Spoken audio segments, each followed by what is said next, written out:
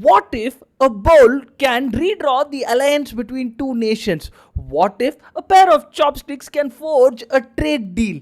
This is not something out of a spy movie. This is how negotiations are happening in the 21st century. Last week, when the Indian Prime Minister met with the Japanese Prime Minister, these things exactly happened. Forget the conversations, forget the trade negotiations. The gifts they gifted each other, from bowls which India gave to Japan, and Japan giving a box to our Indian Prime Minister with centuries worth of heritage, each gift had a hidden meaning. Hi guys, welcome to my YouTube channel. Let's uncover the secret truth behind each of these gifts and the hidden meaning behind these gifts when the Indian Prime Minister and the Japanese Prime Minister met each other last week. Now let's first see the gifts given by the Indian Prime Minister to the Japanese Prime Minister. He first gifted him with 4 brown bowls. These bowls were made up of moonstone rocks which were taken from Andhra Pradesh, and it was intrinsically designed by the artisans in Andhra Pradesh who have been doing it since the ancient times.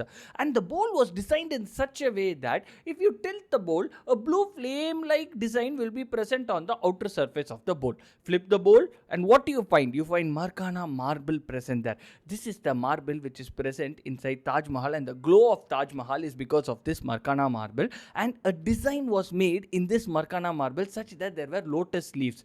These lotus leaves were designed by the artisans of Jaipur who took 160 hours each to design each lotus leaf. But the real question is, why are we gifting bowls to Japanese? In Japanese culture, these bowls are used to eat ramen noodles, and the Japanese Prime Minister has knowledge about these bowls like the back of his hand. In these Japanese culture, if you take a bowl of ramen noodles and eat it, and the soup that is remaining inside this bowl, you gently slide it into your mouth by tilting the bowl. Means that you are drinking the soup till the last drop, meaning that I trust you. So by handing over such a bowl using Indian cultural traditions, we literally are telling Japan that we are handing over our culture like to the palm of your hand, and that we trust you. Also, there was 2 chopsticks present in that gift. These chopsticks were made up of silver which was taken from Tanjavur, and it was designed by artisans present there. In these chopsticks, there was one side where the Hokusai Great Wave was designed, and a small Om was present on the other side of the chopsticks. These chopsticks made up of silver had some layer of copper present, so that when somebody is using this to eat ramen noodles and they touch the miso sauce, it will turn a little black. The real underlying meaning for gifting this chopsticks was Japanese and Indian friendship will age like a good old ramen egg. The third gift was a Pashmina shawl which was made of wool from Kashmir. This wool is harvested from goats which are grazed at 14,000 feet, and about only 150 grams of wool is harvested from each goat annually, and it is intrinsically handmade. By handing over this shawl to Japan, our Prime Minister is telling the Japanese Prime Minister that when you wrap it around your shoulders, you are wrapping the culture from Himalayas to the Sea of Japan. This wool shawl was placed in a box which was made up of beetle wing pigment, as well as some birds were intrinsically placed on this box. These beetles are a sign of good luck and persistence in Japan. With these birds, it is literally like we are intermingling the two cultures of India and Japan. Now came the turn of the Japanese Prime Minister to gift our Indian Prime Minister. He gifted our Indian Prime Minister with a jet black wooden box, otherwise called as the Suzuri Bako. This wasn't just any box. It was Wajima Nuri lacquerware, an art form so demanding it takes over 100 delicate stages and 6 months to complete. The jet black surface, polished to a mirror shine, was decorated using the maki-e technique, where gold powder is sprinkled onto wet lacquer to create a design. And what was the design?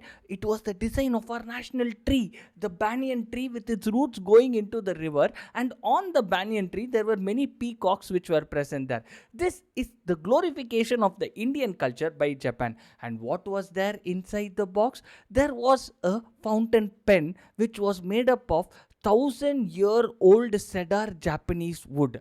By gifting a fountain pen from Japan to India, Japan is telling to India that we are handing over our culture to you. At the same time, using this pen, let's write our future together and let this friendship grow. The next morning, our Indian Prime Minister went to the Kawasaki Daishi temple where he was gifted a Daruma temple doll.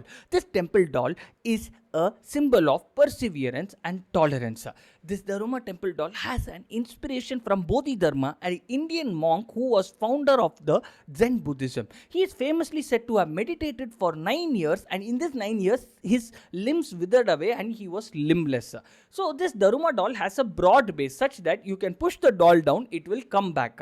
That is, in Japanese culture, there is a famous saying, you can be pushed down 7 times, but you have to get up back at the 8th time. There is also a famous movie in Tamil called as Ela Marivu, who has this Bodhidharma as an inspiration. Also, another unique feature of this Daruma doll is this doll does not have eyes. It is said that until you have a goal, you should not draw eyes. When you have a goal or ambition, you can draw one left eye. And every time you see this doll, it is a constant reminder that your goal is unfinished. That is, you can draw the right eye only when your goal is finished. And this is what our Indian Prime Minister also did. He took the doll and he told that I will draw the right eye when India and Japan create Asia's first quantum chip. The Japanese Prime Minister saw this in awe with grin, seeing the future challenges ahead and how our friendship can grow and how India and Japan together can create the first Asian quantum chip, and we can draw the right eye in the Daruma's doll. But why so much friendship between India and Japan? Japan is the second largest investor in India behind Mauritius. Even now, as we are speaking, there is a bullet train which is being constructed from Mumbai to Ahmedabad with a 1.1 trillion yen soft loan from Japan. The Japanese Prime Minister clearly says that from hardware to hardware, we are in this together. Also, 90% of the photoresist market, that is a key ingredient in making chips for computers, is in Japan.